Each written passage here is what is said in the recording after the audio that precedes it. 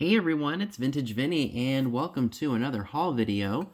Today I'm going to be sharing everything that I picked up at Grandma's house located in Chambersburg, Pennsylvania.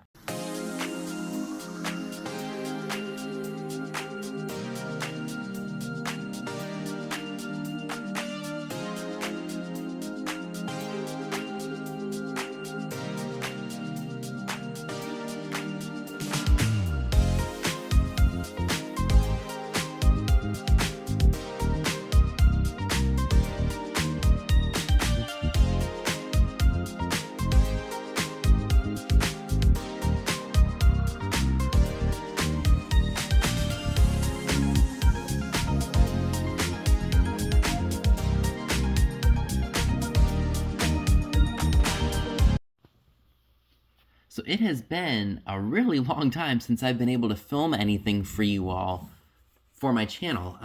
If you all know, Katie, Vintage and Vinyl, was here in my neck of the woods for a week. And then literally the next week after my one day back to work, I started not feeling well. So I was sick for basically a whole week, and I am really starting to feel better now. And I went live a few times and did some hauls from some of the things that we had purchased while she was here.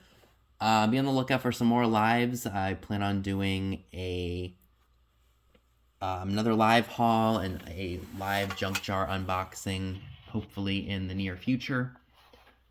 So that's what's coming up with me.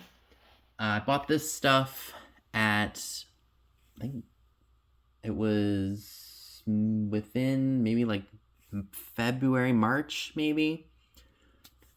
And yeah, it's small enough haul where I felt like I could do it because the day that I'm filming this, it's the day before Father's Day, and I had my sale. Thankfully, I was able to sell some stuff, so thank you to everyone who came, made purchases, or if you just were a viewer, thank you. I always appreciate you all hanging out with me on a Saturday night. And since I was able to get all that done and invoiced, I thought, why don't I go the extra mile, I guess is what I was trying to say, and get a video film for you all to enjoy on Monday. So you guys are seeing this on Monday, the 16th, I believe it is. So let's go ahead and jump right in, shall we? I think I spent maybe about like $30 on everything you're going to see. Some things are going to be available on eBay, and a few things will probably end up at a live sale. So without further ado, let's go ahead and jump right in, shall we? This really caught my attention. I've never seen anything quite like this before. Apparently, it's like a letter holder. It's got this marking right here, and it is marked Wade on the bottom, so like Wade Whimsies. So I thought that was very interesting, and I did get that 20% off. And this booth that you're gonna see, I bought a lot of stuff from. Prices are good, and then they have a little extra discount on top of it. So they have a booth here in my town at actually they have two booths at one of the indoor flea markets that we have here in town, and then they have another one at this mall in Chambersburg, or collectible store. So I was really thrilled with that. So it was the day of finding Disney's Tigger stuff. Fisher-Price Tigger items. Pooh Tigger. This is a Fisher-Price Autumn with Tigger toy. Fun for all seasons. Again, 20% off. I want to say that these are probably from the 90s or the early 2000s. There's not a date on here that I can see. Not even on here. But if we turn it around to the back, again, there's still no date. Disney's funny with certain things. Some things are dated and some things just aren't, so it's hard to tell. But I think these are early 90s or mid-90s to early 2000s.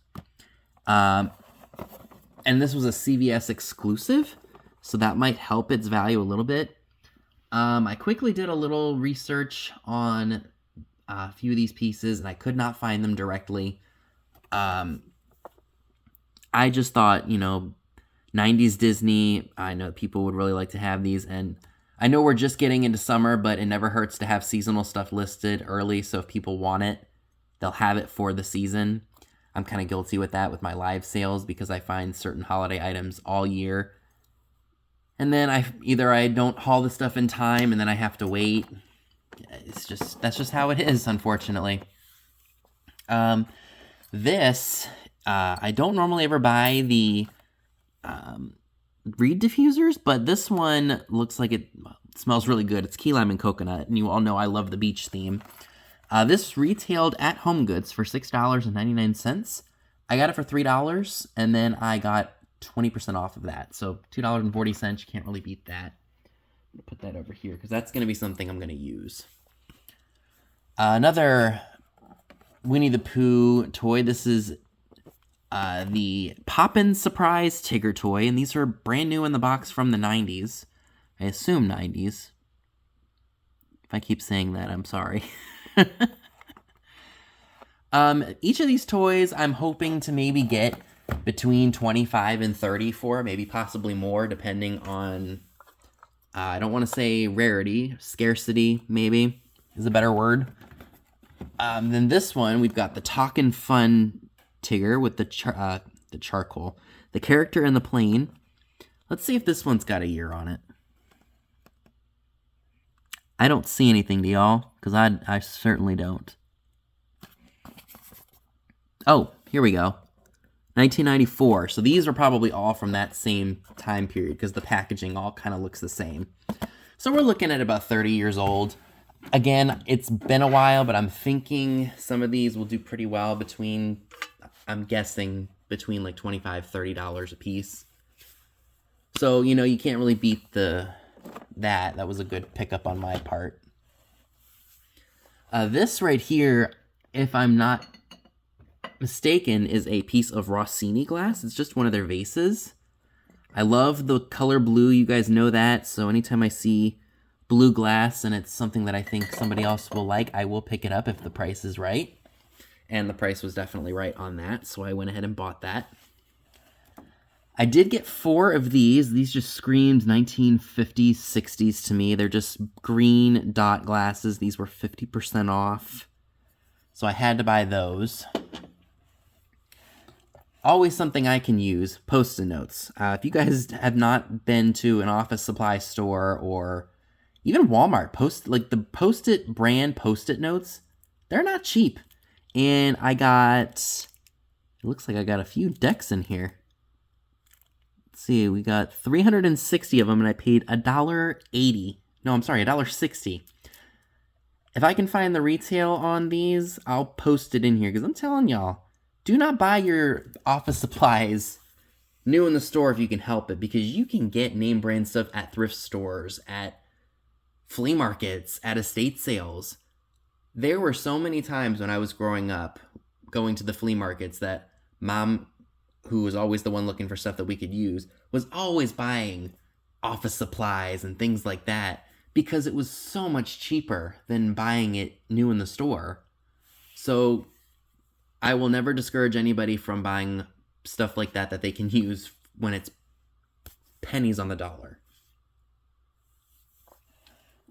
This was definitely the best find, I have to say, on my trip to Grandma's house. This is a Monet fleur-de-lis blue and red cabochon pin. I bought one of these at one of my local flea markets here, and I sold it for $68. I was tickled pink to be able to find another one of these because I never in a million years thought I would find something like a piece of jewelry that was worth that much. And when I say that, I mean that I don't know much about jewelry. Like, I know some names like Weiss, and Katie's taught me a lot too. But Eisenberg, Weiss, some Monet, you know, but I buy jewelry that I find is unique and, you know, stuff that I like. Like, for example, this piece. I just thought this was really fun and very 1960s, 70s. It's marked, but I'm now just noticing.